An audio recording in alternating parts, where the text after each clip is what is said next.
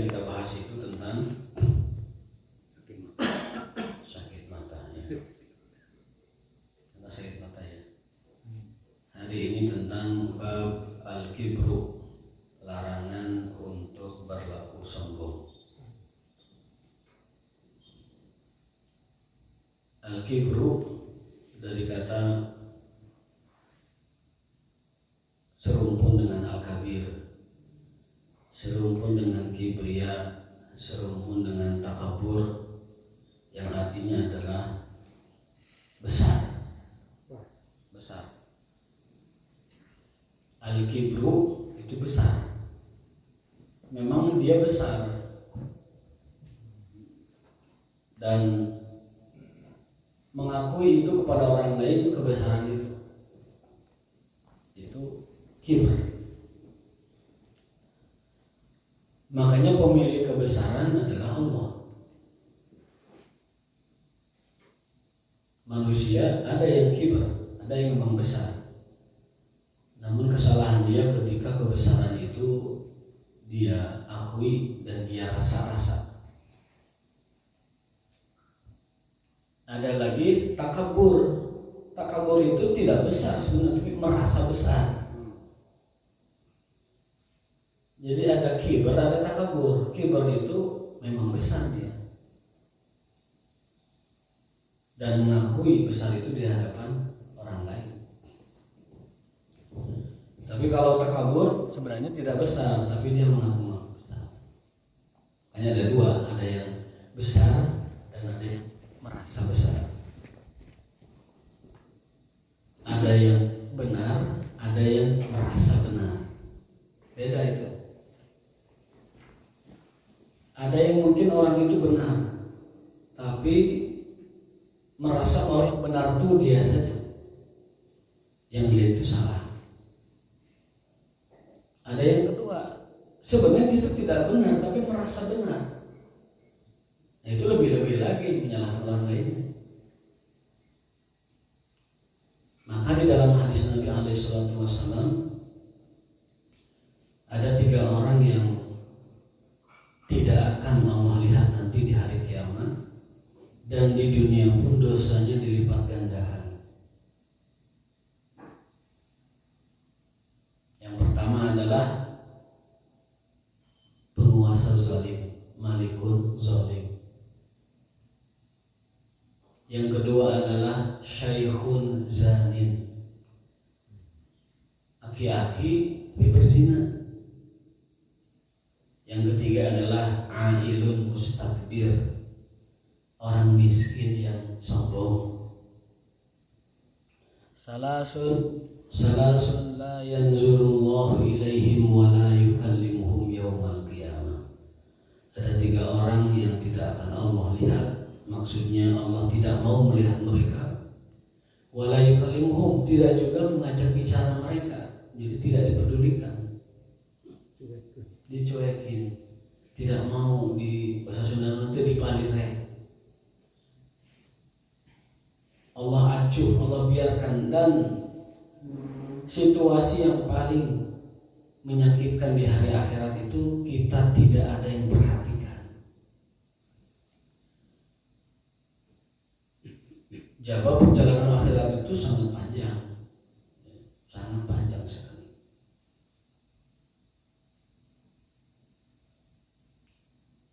Jangankan neraka ya, di surga saja perbedaan masuk surga orang miskin dan orang kaya itu berapa? 500 tahun. Sabaqa, orang-orang kaya didahului orang-orang miskin. Jadwal masuk surganya sejauh 500 tahun. Itu yang ke surga. Belum ke neraka. Panjang sekali jaraknya, sehingga penantian itu lama ya, ribuan tahun. Di mahsyar itu nunggunya saja sudah penderitaan. Belum sidangnya, nunggunya saja sudah penderitaan. Maka sebelum sidang mahsyar digelar, itu kan manusia itu terbakar oleh dan hanya 7 orang yang mendapatkan naungan di hari yang tidak ada naungan kecuali naungan Allah Subhanahu wa taala. Hadisnya pernah kita bahas. Siapa mereka? Pemimpin yang adil, pemuda yang tumbuh dalam ibadah kepada Allah, orang yang hatinya terpaut ke masjid. 3. Yang keempat adalah orang yang bersedekah, tangan kanannya, tangan kiri nggak tahu, sedekahnya dalam kesunyian. Yang kelima, seorang pemuda diajak berzina oleh wanita cantik terpandang, lalu dia katakan, maaf saya takut kepada Allah. Dan yang keenam adalah orang yang selalu menangisi dosa-dosanya. Rajulun fadat ainahu, yang matanya berurai menangisi dosa-dosa. Kemudian yang ke-7, ada yang kurang tadi berapa? Pemimpin yang adil, pemuda yang tumbuh dalam ibadah, lalu laki-laki yang diajak zina dia menolak karena takut kepada Allah. Lalu yang keempatnya adalah orang yang hatinya selalu ada di masjid, terkait ke masjid.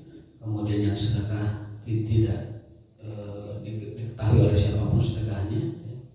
Lalu berikutnya adalah orang yang matanya selalu menangis di hadapan Allah karena dosa-dosanya. Ada satu lagi saya lupa itu. Ada yang menambahkan begitu? Sama-sama lupa. Lupa.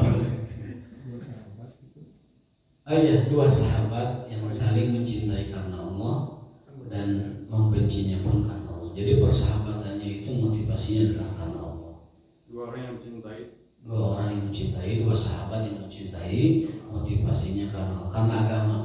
Jadi bertemannya karena agama, kemudian berpisahnya pun karena agama dan seterusnya. Nah, setelah itu dimulai sidang mahsyar lama. Jadi akhirat itu sangat panjang. Ali bin Abi Thalib pernah ditanya oleh keluarganya, wahai Ali, kenapa kau sholat malam begitu panjang?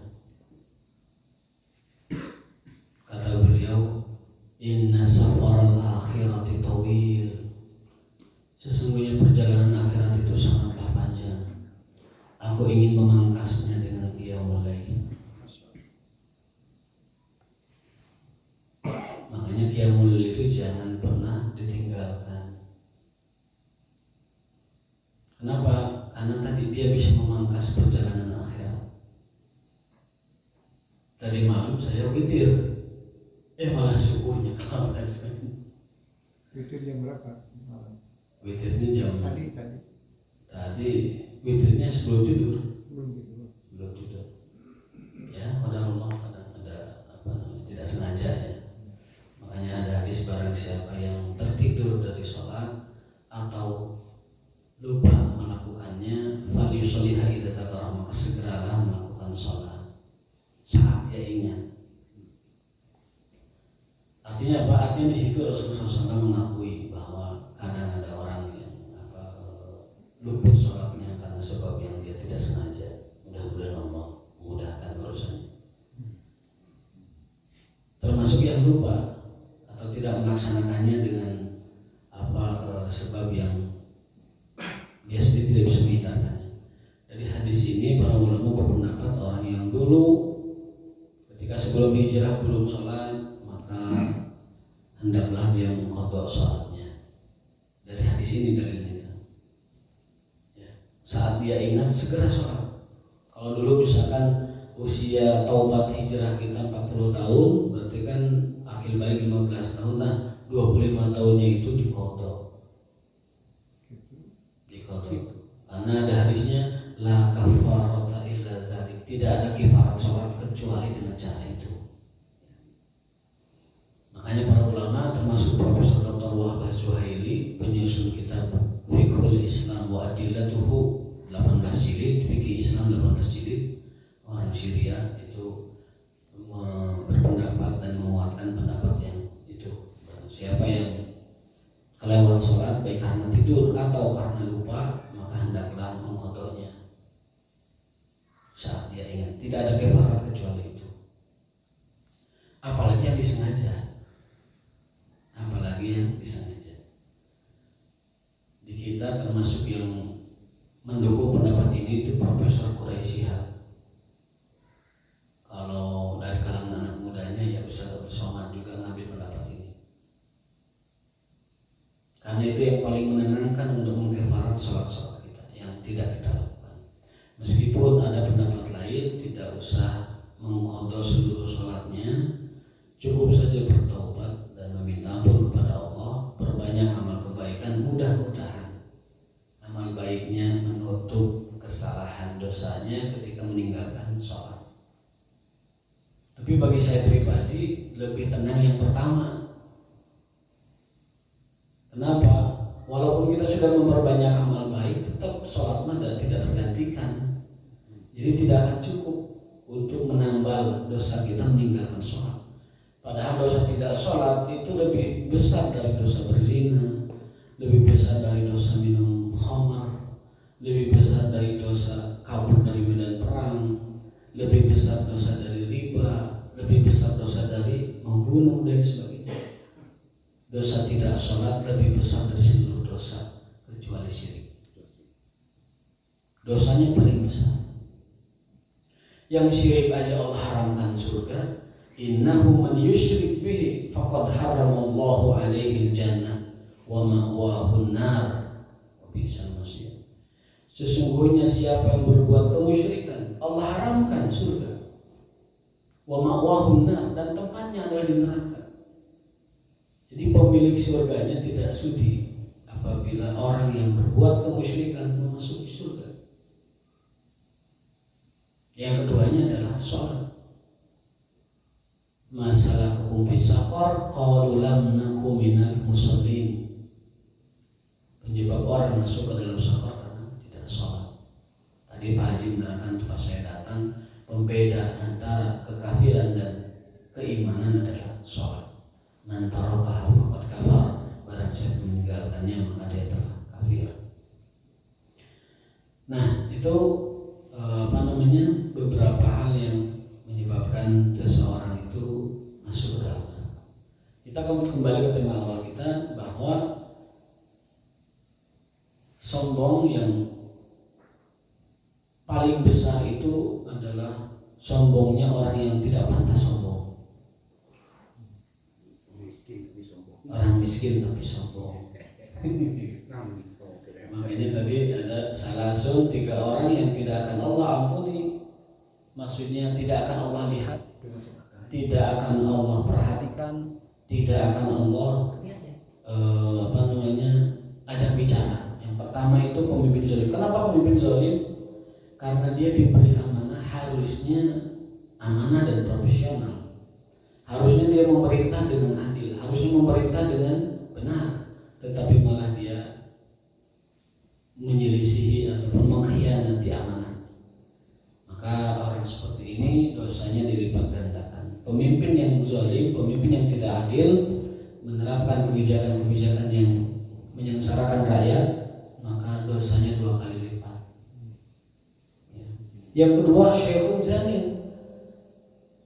orang tua yang berzina, aki-aki berzina. Kan udah masa mudanya dia gunakan dalam menikah misalnya kan, lama menikmati pasangan, hidup berbarengan gitu ya, tapi malah berzina. Harusnya sudah mendekati pertaubatannya, berbekal diri menuju akhirat, malah dia berzina ya. Makanya di dalam Islam hukum rajam itu kan hanya berlaku bagi orang yang berzina setelah menikah. Itu disebutnya juga syekhun zanin, masuk kategori itu ya. Dalam Islam tidak boleh ada darah tertumpah kecuali karena 3 hal ya. Tidak boleh ada darah tertumpah kecuali 3 hal. Barang siapa yang sudah bersyahadat maka haram atasnya segala sesuatu yang berkenaan dengannya. Darahnya haram, kehormatannya haram, hartanya haram, semuanya haram. Illa min salas, kecuali dari 3 hal. Yang pertama adalah karena penegakan hukum qisas, yang kedua karena penegakan hukum rajam, yang ketiga karena diperangi berdasarkan syariat Islam. Selain 3 hal ini tidak boleh ada darah tertumpah. Bahkan darah seorang muslim lebih mulia dari Ka'bah. Dalam sebuah hadis, inna izhaqa ruhil mu'min la akbaru indallah min hadmil Ka'bah. Terbunuhnya seorang muslim itu lebih berat bagi Allah, lebih besar bagi Allah daripada runtuhnya Ka'bah. Para ulama menyatakan bahwa nyawa seorang muslim di hadapan Allah lebih berharga daripada Ka'bah, saking terhormatnya. Tapi ada 3 penyebab seseorang itu boleh dikenai hukuman mati, yaitu qisas, rajam, dan tadi karena dalam peperangan. Di situ disebutkan ada kata rajam. Untuk siapa? Nah, as-sayyibu az-zani. As-sayyib itu apa? Orang yang pernah menikah atau sedang dalam ikatan pernikahan, berzina, maka hukumnya rajam. Tapi kalau anak muda belum menikah dan bukan dalam ikatan pernikahan, itu tidak dirajam, dicambuk saja 100 kali lalu diasingkan. Kalau yang sudah menikah dirajam. Tapi itu pun rajam itu deliknya sangat ketat sekali, sehingga dalam sejarah Islam selama 1400 tahun belum pernah ada orang dirajam secara pembuktian. Belum pernah ada, karena sulit mencari saksi 4 orang melihat masuknya, dan yang menyaksikannya itu orang-orang dipercaya, bukan orang tukang ngebohong, bukan orang fasik. Artinya orang-orang soleh melihat perzinahan, dan saksinya ini 4 orang baru ditegakkan hukum rajam. Di zaman Umar pernah terjadi, ada orang mengadu, wahai khalifah, ya Amirul Mukminin, ada si fulan berzina. Loh, siapa saksinya? Panggil. 4 orang dipanggil saksinya. Yang pertama ngaku, ya saya melihatnya. Maksud melihat itu melihat nyemplung ember ke sumur dan melihat. Yang kedua, saya juga melihat tuh, nyemplung dan melihat. Yang ketiga juga sama. Yang keempat ragu. Saya melihat patupang tidihna, tapi teringali lebetna. Teringali lebetna. Oleh Umar apa? Dibatalkan Umar. Batal. Tidak ada, berarti persaksiannya kurang. Maka yang melapor tadi diqadzaf, dihadul qadzaf, dicambuk 80 kali, namanya hukuman qadzaf. Artinya apa? Menuduh orang tanpa bukti dalam bidang kehormatan. Jadi Islam itu punya perangkat hukum. Kalau orang menuduh terkait kehormatan orang lain tanpa 4 saksi yang melihat langsung, dan mereka ini saksi orang-orang baik, itu hukumannya balik ke dia, dicambuk 80 kali, namanya haddul qadzaf. Dan ini belum pernah terjadi sepanjang sejarah Islam, orang dirajam karena pembuktian, karena berat. Yang pernah terjadi di zaman Nabi itu pengakuan yang ngotot. Ya Rasulullah, ini qad zana itu. Rasul berpaling, gak mau lihat. Awamma gomastaha. Wah, paling kamu teh baru pegang-pegangan. Amsak taha itu kan pegang-pegangan. Benar ya Rasul, saya berzina. Wah, paling kamu baru remes-remesan. Gomasta itu remes-remesan, gesek-gesekan. Kemudian terus ngotot ya, sampai Rasul tidak mau menangani kasus itu. Artinya apa? Sebenarnya kalau Rasul berpaling itu udah jangan laporan gitu. Jompe aja, taubat kepada Allah. Karena ada kaidah, kalau sebuah tindakan hudud sampai ke ulil amri, ulil amri wajib menegakkan hukumnya. Makanya tolonglah saudaramu dengan tidak melaporkan hudud itu kepada ulil amri. Kata Umar kan begitu. Tolong saudaramu agar tidak dihukum secara hudud dengan cara tidak melaporkannya. Umar itu sering begitu. Tuhan, ada yang berbuat ini, langsung berpaling, diam kamu. Artinya jangan laporkan. Kalau sudah laporkan, ulil amri wajib menegakkan hukumnya. Artinya apa? Artinya taubat saja udah kepada Allah. Hudud itu jalan terakhir. Kalau istilah orang sekarang mah ultimum remedium. Hudud itu, pidana itu solusi terakhir, jangan ke situ. Jadi bereskan saja sama Allah gitu urusannya. Ini si wanita ngotot sampai akhirnya datang dengan kehamilan, ya Rasulullah, ini buktinya. Bu Citra. Ya udah kamu lahirkan dulu saja. Lihat bahasanya, ya Rasulullah, tohirni. Apa tohirni? Sucikan aku ya Rasulullah. Minta disucikan. Dia nggak mau bawa beban ke akhirat, ingin bersih di dunia. Tohirni, pengen jadi tohirah. Kemudian datang dengan bayinya. Masih detik, masih kecil. Urus anakmu. Sampai usia anaknya itu sekitar 6 atau 7 tahun, dia datang lagi, ya Rasulullah, sucikan aku dari zina yang 7 tahun lalu itu. Sebenarnya kalau dia tidak datang lagi, tidak apa-apa itu.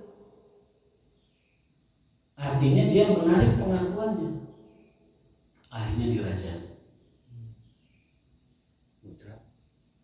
Ketika dirajam, andaikan dia mengucapkan satu kata bahwa saya tidak melakukannya, itu harus diambil, dibatalkan hukuman. Atau ketika mau dieksekusi, dia lari, jangan dikejar.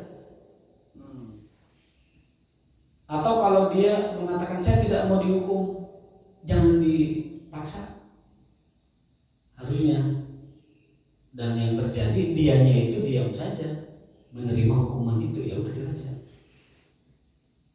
Para sahabat itu berharap wanita ini kabur gitu, lari dan nggak boleh dikejar. Berarti taubat saja kepada Allah.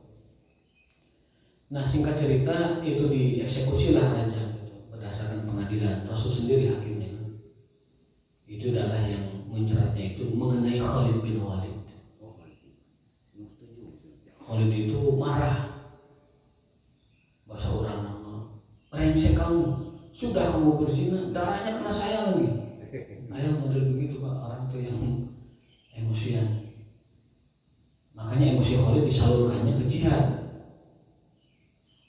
Jihad Khalid itu apa namanya? Seumur hidupnya itu dalam medan perang.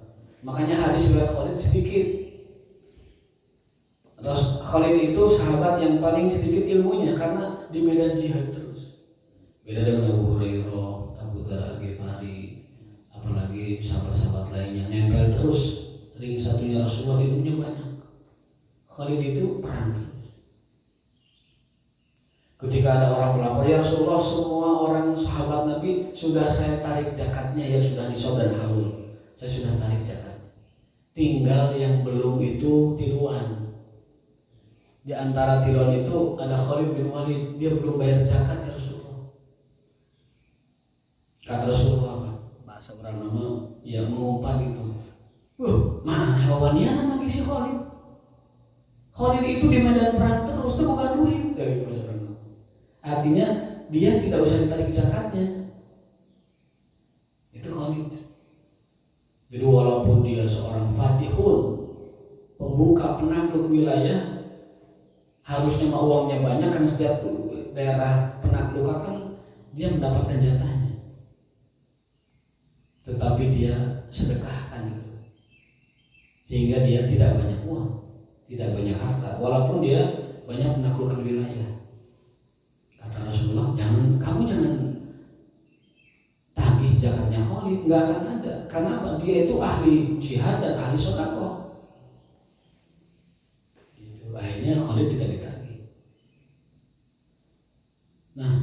Kemudian Rasul menegur, ya Khalid, kamu jangan ngumpat wanita ini. Ini wanita bertaubat kepada Allah. Andaikan taubatnya dibagi ke 70 penduduk Madinah, lakafathum, cukup itu taubatnya. Dalam riwayat lain, kalau taubat si pezina ini dibandingkan dengan taubatnya para penarik pajak, itu lebih mulia wanita ini. Makanya para ulama menyimpulkan bahwa penarik pungutan dosanya lebih besar dari berzina. Pungli, penarik pungutan atau penarik persen-persenan, dosanya lebih besar dari berzina. Dengan hadis ini,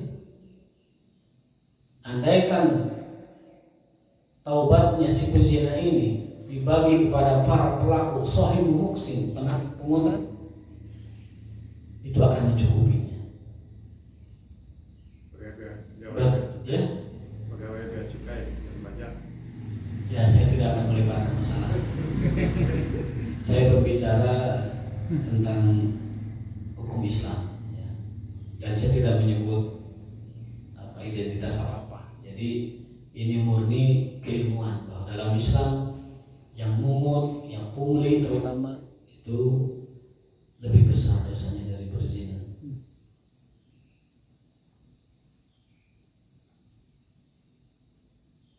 Dan harus bertaubat kepada Allah Subhanahu wa taala. Alhamdulillah, jangan sampai anak keturunan kita ada yang jadi para pemungut, apalagi pungli. Orang dagang ditarikin di jalan, ditarikin supir ditarik dengan alasan japrem, dengan alasan wilayah dia, keamanan. Padahal ada toko, itu yang berhak atas toko itu ya yang menyewa atau pemiliknya. Tidak ada yang namanya kaidah orang situ berhak menarik iuran di situ, nggak ada itu. Haram dalam Islam. Atas nama organisasi pemuda misalkan, itu kan kamu kan ada di wilayah saya, RT saya, masuk wilayah saya, jadi bayar itunya ke saya atau ke kelompok saya, itu tidak boleh. Masuk hadis ini, la yadkhulul jannah shahibu muksin, tidak akan masuk surga pemungut iuran. Hadis sahih, la yadkhulul jannah shahibu muks, tidak akan masuk surga para pemungut. Makanya bertobatlah kepada Allah, jangan mengutin orang-orang. Ya kalau saridona seikhlasnya ya beda ya. Saridan beda. Misalkan ditaruh kotak di situ, yang mau bayar parkir silakan, yang tidak mangga silakan. Ini menarik, bukan tanah dia, bukan properti dia tarikin orang lain. Dan lebih skala besarnya ya pungutan-pungutan lain yang ada persen-persennya. Sama itu kategori. Kita bicara hukum Islam. Nah, itu kisah itu di dalam sejarah Islam hanya terjadi karena pengakuan yang terus-menerus. Satu atau dua kisah rata-rata begitu. Dia mengaku bahwa dia berzina, minta disucikan. Tetapi ada hadis lain, sebenarnya kita tuh tidak boleh ingin disucikan di dunia. Makanya wanita tadi andaikan dia menarik pengakuannya itu lebih baik, tapi dia maksa gimana? Ada kisah, pernah didapati ada seorang sahabat sakit nguyung jika manuk kahujanan, maringku nguyung jika tetelo sakalor.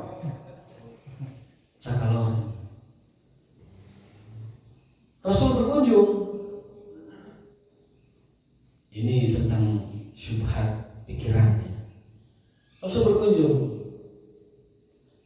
Pas melihat, loh, kamu doanya kayak apa, kayak begini jadinya. Bahwa pas kurang nama, alimannya nggak doa namun bisa gitu. Dia katakan apa? Ya Rasulullah,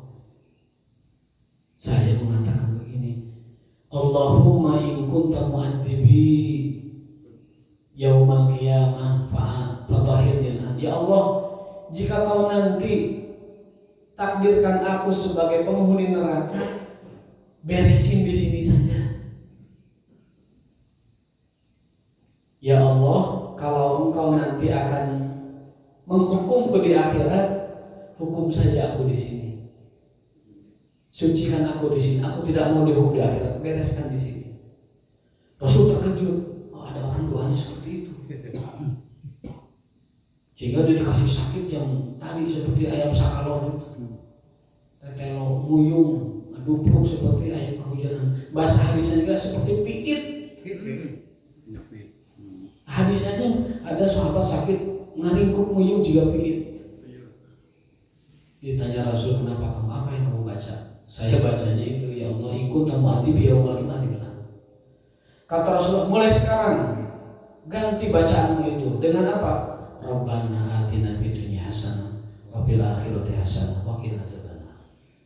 Ya Allah, berikan aku kebaikan dunia dan akhirat dan jauhkan aku dari azab neraka. Sembuh, sehat kembali, jag kembali.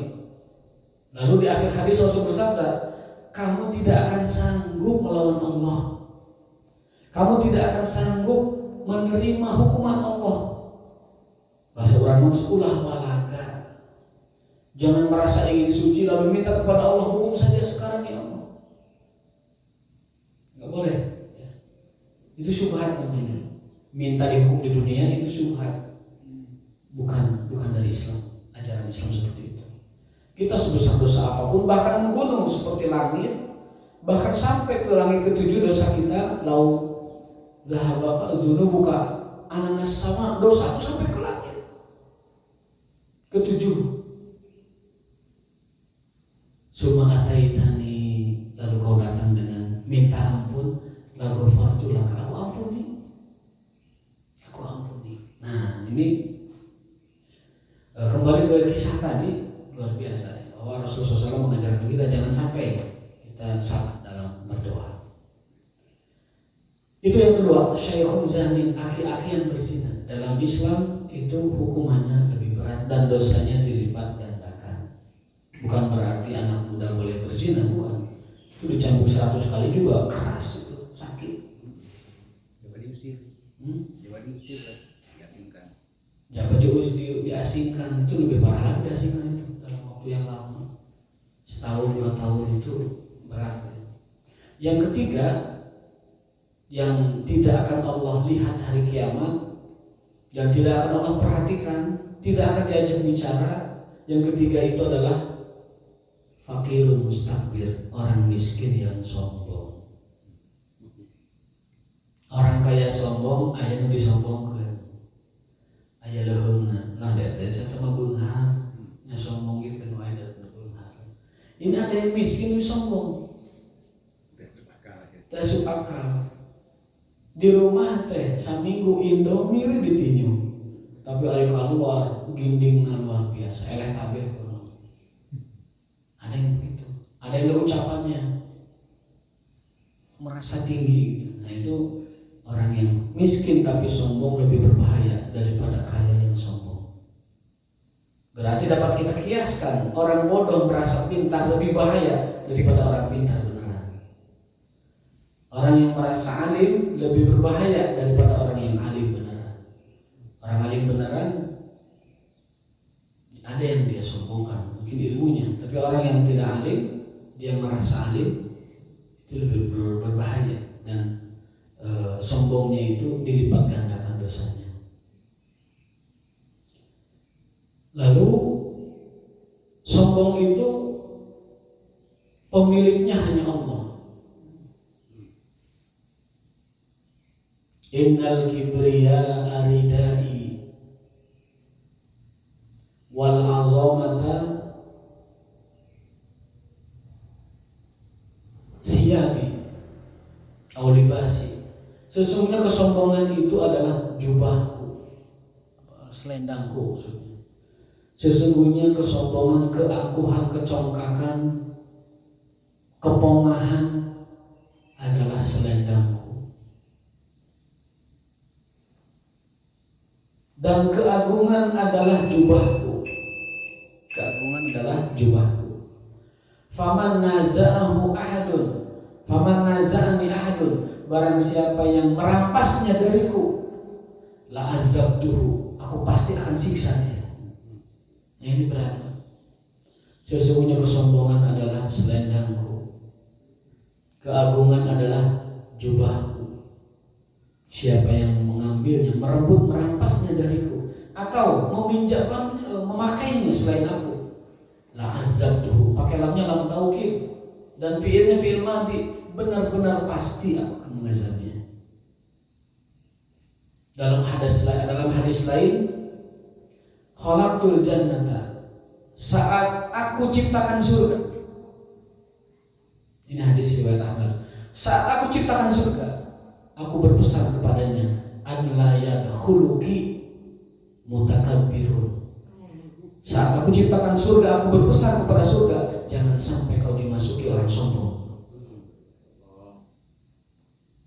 Jangan sampai kau dimasuki orang sombong.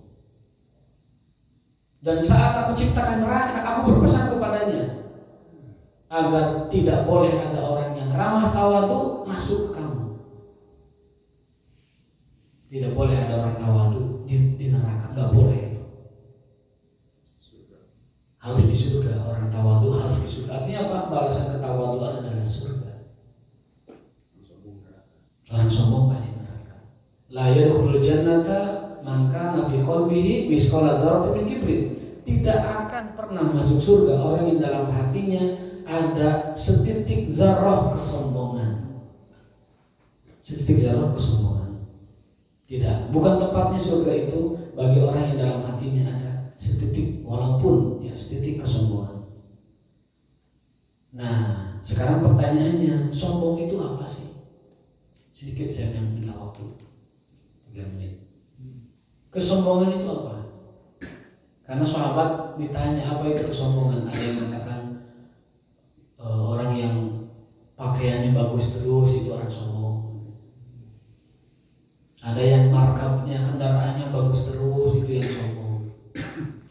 Rumahnya direhab wae, direnov wae, dicat wae eta sombong. Acok nanti seumit wae, sombong ya seumit wae. Kendaraannya baru terus, gonta-ganti eta sombong. Sendal. Kata Rasulullah, lah bukan itu sombong. Bukan itu kesombongan. Bahkan kata Rasul, innallaha jamilun yuhibbul jamal. Allah itu maha indah, mencintai keindahan. Ganti mobil lebih bagus, Allah suka yang bagus-bagus kalau ada rezekinya. Ganti jam, Allah suka jam bagus kalau ada rezekinya. Baju baru, Allah suka yang bagus-bagus kalau ada rezekinya. Artinya apa? Sombong itu bukan pada pakaian, bukan pada makanan, bukan pada penampilan, bukan sama sekali. Sombong itu sikap. Apa sikapnya? Tanda yang paling besarnya, batarul haqqi wa ghamdin nas. Kata Rasul, al-kibru, kesombongan itu adalah menolak kebenaran dan meremehkan orang lain. Orang mau bermewah, bermegah, berpoya-poya, silakan. Tapi jangan meremehkan orang lain. Maka sombong itu sama sekali bukan tampilan. Sombong sama sekali bukan yang dilihat, tapi sombong itu di hati. Menolak kebenaran. Dalam hadis lain, safhul haqqi. Apa safhul haqqi itu? Mencemooh kebenaran. Islam itu syariat Islam atau ketinggalan orang kieu wae mah moal maju kumaha maju calana we ge di luhureun muncangan cingkrang kumaha maju jarenggotan kitu ninggalin lagi serem misalkan gitu stigma terus. Itu kesombongan tuh begitu tuh, mencemooh syariat, sabul haq. Dalam bahasa lain batul haq, apa namanya, menolak kebenaran. Makanya dalam agama kita itu kalau ada sesuatu yang tidak kita sukai, jangan tutup keran itu, tapi jangan juga lebar, dibuka sebar-lebarnya. Jangan. Contoh poligami misalkan. Jangan tutup kerannya, artinya jangan diharapkan jangan kita menentang, karena itu hukum Allah. Tapi jangan juga dibuka lebar-lebar sehingga orang tanpa wali tanpa saksi pada menikah. Itu namanya membuka itu apa namanya keran kebebasan, nggak boleh. Menutup rapat juga jangan kita, sesuai dengan koridor saja. Jadi kesombongan itu adalah mencemooh kebenaran, merendahkan orang lain, menolak kebenaran, merendahkan orang lain. Maka apapun yang benar dari agama kita terima meskipun kita belum bisa melaksanakannya. Dan jangan pernah kita meremehkan, merendahkan orang lain, karena kesombongan yang ada dalam diri kita ujungnya adalah neraka. Waliyahzubillah, hadanallahu wa iyyakum ajmain. Barakallahu fikum. Subhanallah wa bihamdika asyhadu an la ilaha illa anta astaghfiruka wa atubu ilaik.